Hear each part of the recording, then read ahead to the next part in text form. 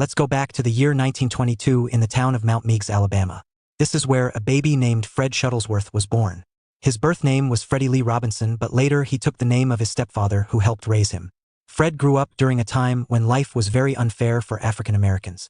Schools were separated by race and African American families were treated unequally by laws called Jim Crow laws. Fred's family moved to Birmingham, Alabama when he was young. Even though they were poor, Fred worked hard and finished high school. He cleaned floors and delivered papers to help support his family. But Fred had big dreams. He wanted to make the world better for people who were treated unfairly.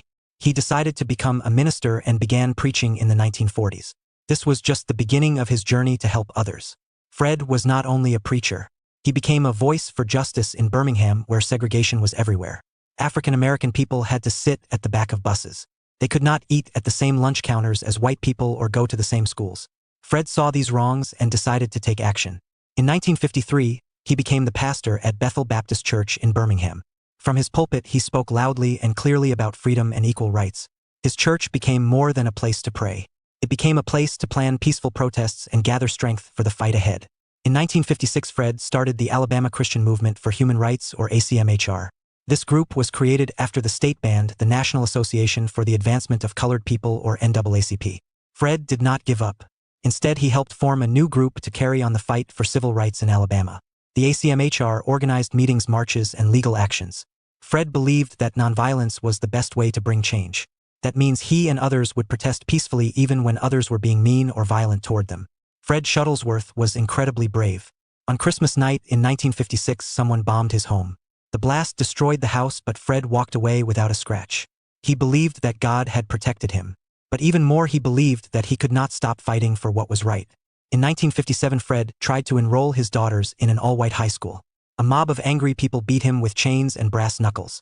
He was knocked to the ground and badly hurt. But Fred did not give up. He went right back to leading protests and speaking out. In 1957, Fred joined hands with Dr. Martin Luther King Jr., Ralph Abernathy, and other leaders to form a powerful group called the Southern Christian Leadership Conference, or SCLC. This group helped lead the civil rights movement across the South. Fred was one of its co-founders and became a strong organizer of protests. He helped bring together ministers and church leaders to push for equal rights. The SCLC became known for nonviolent marches, sit-ins, and speeches.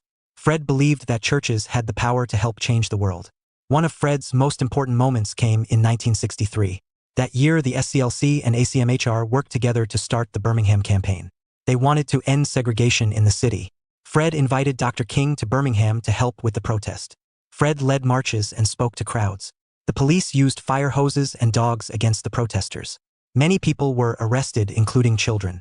But the marches continued. The whole country began to watch what was happening in Birmingham. Because of their bravery and peaceful actions, Birmingham changed its rules.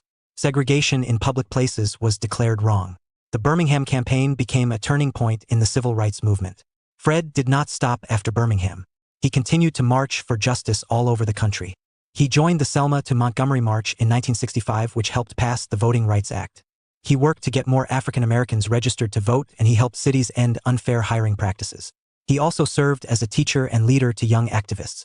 He showed them how to stand strong without violence. His calm voice and steady heart made him a trusted guide in tough times.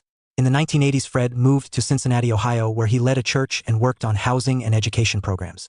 Even far from Alabama, he never stopped working to help others. He helped families find homes. He helped children get a better education.